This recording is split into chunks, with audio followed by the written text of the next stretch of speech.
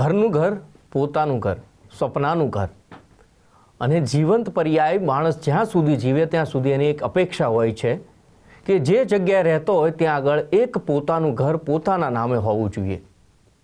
અને એને લઈને જ આજે વાત કરવી છે કે જ્યારે પોતાના ઘરના સપના જોવાતા હોય, જ્યાં સપનાઓ થકી એ ઘરનું નિર્માણ થતું હોય અને ક્યાંક પરિસ્થિતિ ક્યાંક એવી ઊભી થાય કે એના ઉપર બુલડોઝર ફરી વળે.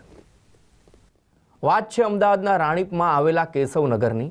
આપ સૌ વિદિત છો કે આજથી પણ થોડા સમય પહેલાં કેશવનગર અને રાણીપ વિસ્તારમાં જે ગેરકાયદેસર મકાનો ઝૂંપડપટ્ટીઓ જે હતી એ તોડી પાડવામાં આવી હતી અને વિવાદ છે ખૂબ લાંબો ચાલ્યો હતો અને એ વિવાદ ફરીથી ક્યાંક ઊભો થયો છે અને એ વિવાદ વિશે આજે વાત કરવી છે. નમસ્કાર, હું છું ઉમંગ રાવલ ને આપ જોઈ રહ્યા છો ગુજરાત ફર્સ્ટ. વિવાદ જાણે કંઈક એવો છે કે એએમસીની ટીમ ફરીથી રાણીપમાં આવેલા કેશવનગરમાં પહોંચે છે.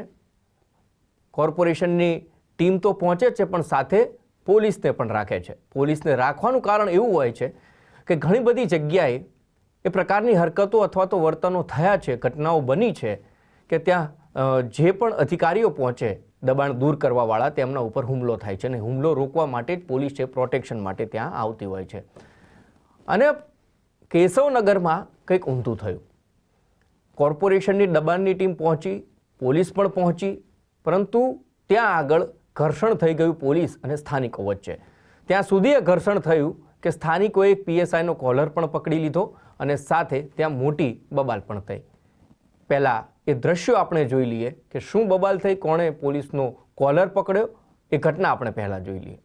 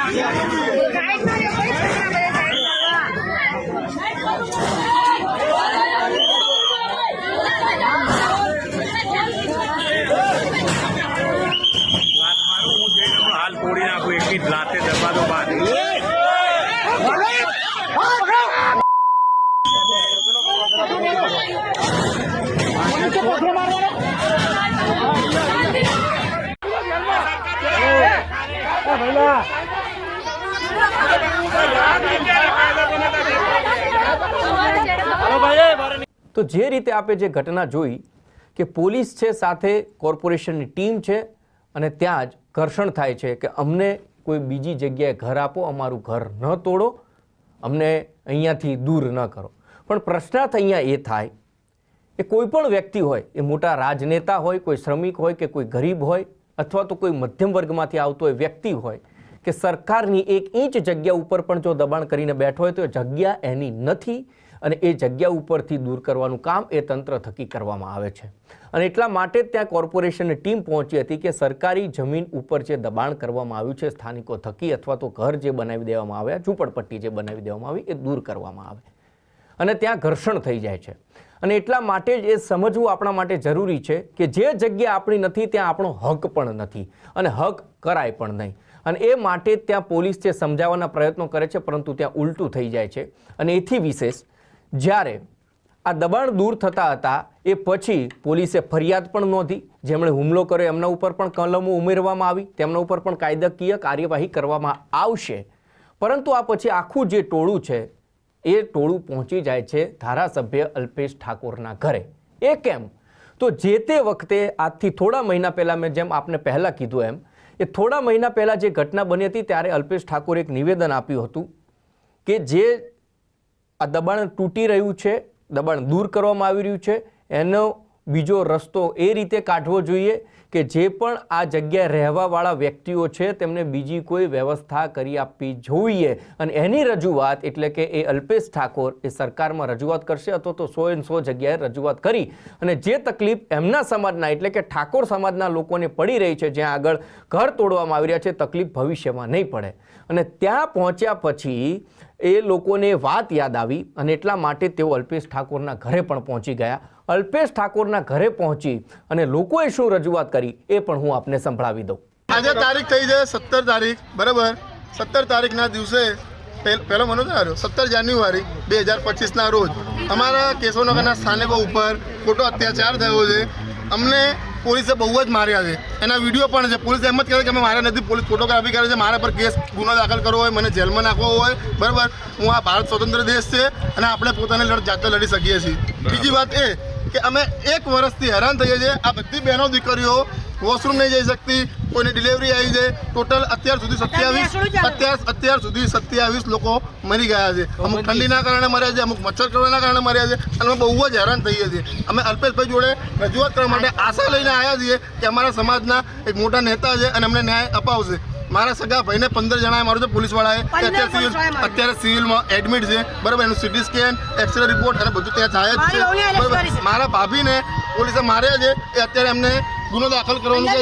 આ ભારત દેશ છે, આમાં આટલો અત્યાચાર ના થવો જોઈએ. આ લોકશાહી દેશ છે, આ લોકો લડી શકે લોકોના હક માટે.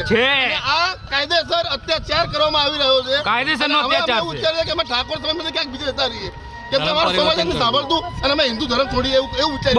બસ શું કહું તમે?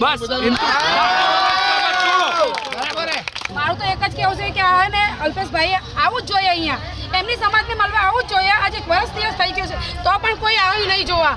આપણે નાના છોકરા લઈને ક્યાં જવાનું? અમારું મકાન પાડી દીધા તો બી અમે એને શાંત થઈને બેસી રહ્યા.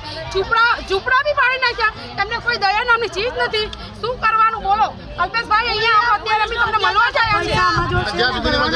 બસ અમે પૈસા ચોથી લાવીશું 4 લાખ. અમે બંગલાના કામ કરીએ છીએ, બંગલાના કામ કરીને અમે રહીએ છીએ. અમે નાના છોકરાઓ લઈને જ્યાં જઈએ. તો જે રીતે આપે સાંભળ્યું, અલ્પેશ ઠાકોર સામે એટલા માટે રોષ છે કારણ કે જે તે વખતે આ ઘટના બની ત્યારે એમણે એક વચન આપ્યું હતું કે સમાજના લોકો સાથે હું છું અને હું રજૂઆત કરીશ કે આ પ્રકારની પરિસ્થિતિ ફરીથી ઊભી ન થાય અને બીજી કોઈ જગ્યાએ વ્યવસ્થા કરી દેવામાં આવે.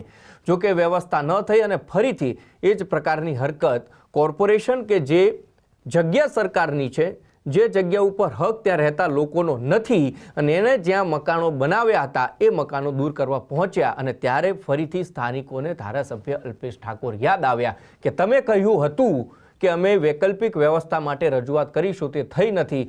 તો પછી સમાજને અત્યારે તમારી જરૂર છે, તમારે ઘટના સ્થળ ઉપર આવવું જોઈએ, સમાજને સાંભળવો જોઈએ, સમાજની જે અપેક્ષાઓ છે, જે આશાઓ છે એ પૂરી થાય માટે તમારે એક સમાજના અગ્રણી નેતા અને સાથે ધારાસભ્ય તરીકે સરકારને રજૂઆત કરવી જોઈએ. ખેર, ફરીથી એક વખત આ કેશવનગરમાં દબાણો દૂર કરવાને લઈને વિવાદ થયો છે. પોલીસે કાર્યવાહી પણ કરી છે, પોલીસ કાયદાકીય રીતે કલમો પણ ઉમેરી છે. હવે આ આખી ઘટનામાં અલ્પેશ ઠાકોરનું સ્ટેન્ડ શું રહે છે તે જોવાનું રહેશે. શું અલ્પેશ ઠાકોર ફરીથી આ લોકો જે છે કે જેમના ઘર તોડી પાડવામાં આવ્યા છે, જે દબાણ કરેલા હતા, તેમને મળી અને વૈકલ્પિક વ્યવસ્થા માટેની રજૂઆત કરશે કે પછી અલ્પેશ ઠાકોર છે આ બાબતે કશું નિવેદન આપશે કે કેમ, એ પણ એક પ્રશ્નાર્થ છે. જોઈએ આવનારા સમયમાં, આવનારા દિવસમાં આ ઘટના કઈ બાજુ વળે છે. નમસ્કાર.